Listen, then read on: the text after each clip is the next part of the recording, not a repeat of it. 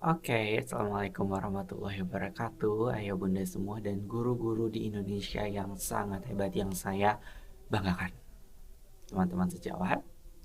Nah, kali ini kita kembali lagi di Teman Keluarga, channel YouTube, tempat dimana teman-teman semua bisa belajar, karena channel ini akan sangat lekat dengan keluarga, akan sangat lekat dengan parenting dan lain-lain.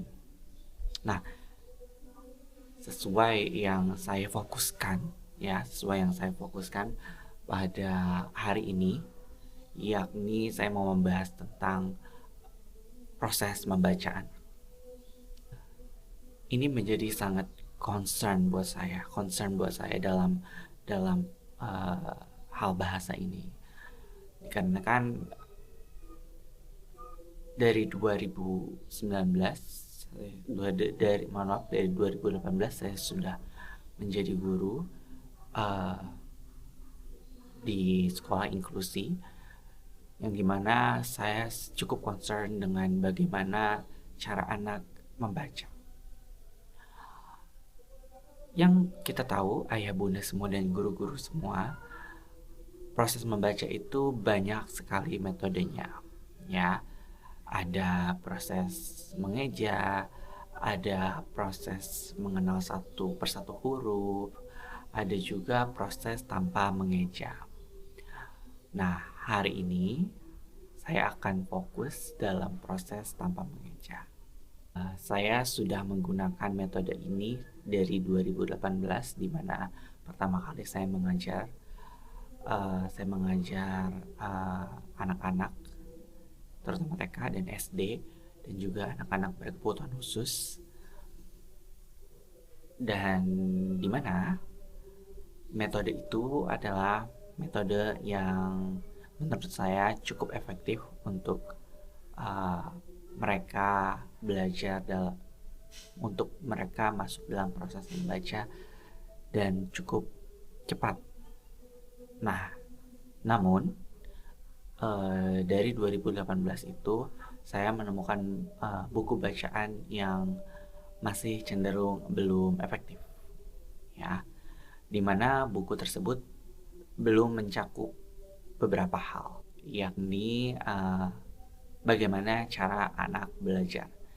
Jadi yang perlu kita ketahui, cara anak belajar itu cukup beragam, yakni ada visual, ada audio, lalu juga ada kinestetik. Audiovisual, itu adalah bagian dari proses masing-masing dari belajar anak. Dan dari 2018 saya menggunakan modul yang belum mencakup tadi itu semua, yang dimana modul ini terus berkembang sampai saya menemukan satu modul terupdate yang menurut saya, ini sudah mencakup dari beberapa ragam cara belajar anak, dan saya mau share itu ke kalian semua. Semoga bisa diambil manfaatnya, bagaimana caranya untuk menerapkan ke anak-anak. Kita langsung beranjak ke materinya hari ini, ya.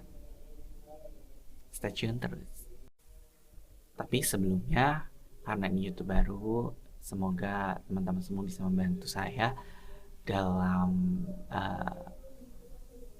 mensupport dengan bentuk subscribe, like, dan share, dan juga komen jika ada materi yang ingin dibahas tentang parenting, tentang dunia anak. Saya menemukan satu metode buku yang cukup menarik untuk dibahas, karena ini buku yang sudah upgradable menurut saya dari 2018 yang saya temukan, dan sekarang sudah ada buku yang mencakup hampir semuanya. Baik, ayah bunda semua dan guru-guru teman-teman semua, kita langsung membahas saja jilid pertama dari buku ini. Dan buku ini memiliki 6 jilid, ya, tapi kita langsung belajar basicnya saja karena semua ada di jilid 1, yang menjadi basic anak-anak dalam membaca. Oke, yang menarik dari buku ini, dia memiliki visual dari masing-masing huruf, yang dimana visual ini membantu anak untuk mencerna maksud yang bisa dibuat dari setiap huruf yang ada, ya. Lalu dari visual ini juga anak lebih mudah mengingat secara konkret fungsi dari huruf-hurufnya, ya, karena anak-anak cenderung bersifat pembelajarannya adalah konkret atau mengenal secara utuh. A langsung divisualkan api. Jadi ketika anak-anak lupa ini huruf apa, bilang saja api, ya. Nanti mereka akan lebih mudah dalam mengingat huruf A, ya, dan sekaligus mengenal fungsinya dari huruf tersebut. Disclaimer, metode ini yang harus dipahami bersama, yakni anak-anak sudah di tahap awal harus hafal secara utuh huruf-huruf dari alfabet, ya. Huruf-huruf dari alfabet harus secara utuh mereka kuasai. Jangan sampai kita beranjak ke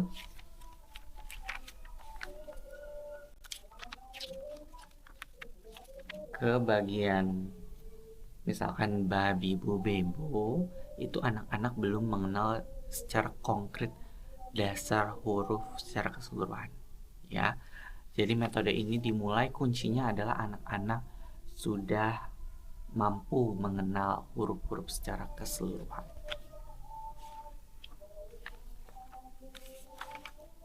Oke, kita kembali lagi ke halaman pertama, ya. Semua huruf itu divisualkan menjadi sebuah benda. Nanti ketika kita dalam proses mengajar, kita bisa bantu menambahkan visual-visual lain. Misalkan api, air, ya. Terus juga ada anjing, terus juga ada ayam. Kita bantu visualkan anak dari mengenal huruf, ya. Nah, selain itu, di sini juga ada langsung pembelajarannya, api, ya. Langsung divisualkan juga tulisannya. Nah, dari sini kita bisa langsung mengajarkan anak untuk mengidentifikasi hurufnya.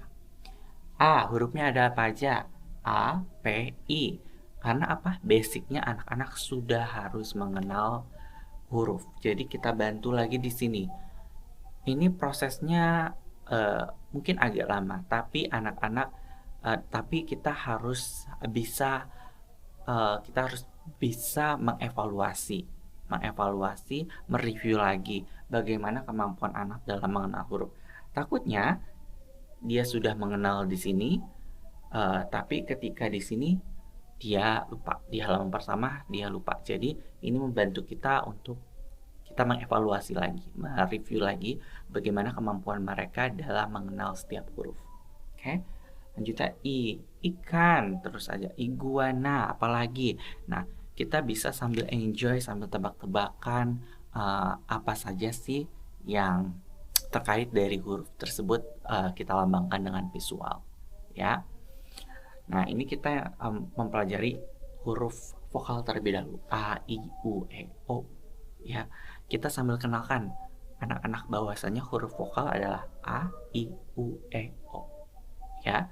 Selanjutnya belajar huruf konsonan. Nah, kita harus kenalkan, oh ini huruf konsonan ya, gitu. Selain dari huruf A, I, U, E, O adalah huruf konsonan, ya. Nah, selanjutnya kita beranjak ke halaman membacanya, ya. Nah, di sini sudah ada babi bu bebo, di mana anak-anak dalam metodenya kali ini tidak perlu mengeja, ya, tidak perlu mengeja, tapi langsung mengenal dua huruf sekaligus.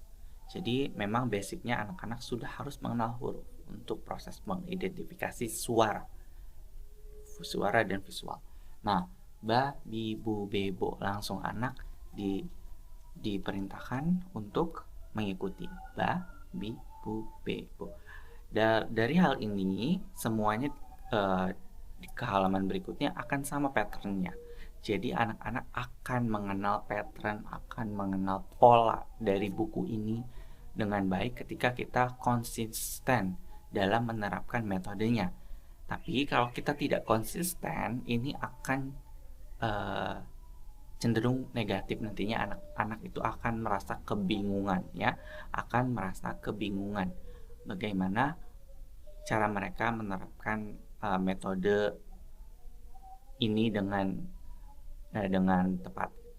Mereka akan bingung kalau kita tiba-tiba di tengah jalan disuruh mengeja, ya, ba, ba, nggak bisa, ya. Kita harus fokuskan kepada cara metode tidak mengeja, karena memang buku ini difokuskan dengan cara tersebut. Namun, nah, saya kan sering menemukan, ya, anak-anak yang kelas 1, kelas 2 itu belum bisa membaca nih teman-teman semua, ya, dan mereka cenderung lebih mengenal mengeja, ya, lebih mengenal mengeja, yang dimana akhirnya saya menggabungkan dua metode tersebut namun dengan porsinya yang berbeda. Jadi ketika anak kesulitan dalam proses memahami simpulan dari sebuah gabungan huruf, misalkan ini ba, dia cukup sulit nih, apa nih gitu, karena mereka terbiasa dengan mengeja. It's fine, kita boleh terapkan itu karena memang anak-anak sudah terbiasa akan hal itu, terutama anak-anak yang kita temukan belum bisa membaca di kelas 1 dan kelas 2. Langsung saja coba dieja ba, ba. Nah, di situ kita kembali meremind apa yang mereka ingat, kembali lagi membuat mereka oh iya, simpulan dari ba, ba itu adalah ba, ya. Sedangkan kalau kita kan langsung tadi, ya, metodenya ba, ba. Tapi dengan seperti itu anak-anak dibantu lebih paham dan general. It's fine, ada positif ada negatifnya, ya. Itu. Nah, ketika anak merasa kesulitan, nggak apa-apa kalau misalkan mereka harus mengeja. Bukan sebuah larangan yang tidak boleh, tapi tidak apa-apa sebenarnya, gitu. Itu akan membantu anak mengidentifikasi satu persatu huruf dan bunyinya langsung, dan juga melatih mereka untuk cara menyimpulkan dari setiap huruf, karena itu esensi dari mengeja sebenarnya, lebih detail. Sedangkan yang tidak mengeja itu tidak lebih detail, namun syarat untuk tidak mengeja itu adalah harus mengenal huruf terlebih dahulu. Itu syaratnya. Itu yang menurut saya tidak boleh dilanggar dari teman-teman semua untuk proses mengajar. Ini bukunya harganya hanya 30.000, sudah mendapat 6 jilid. Nanti saya akan coba taruh linknya di bawah dan teman-teman bisa langsung check out sendiri. Semoga bermanfaat. Jangan lupa like, comment, and subscribe, and see you next time.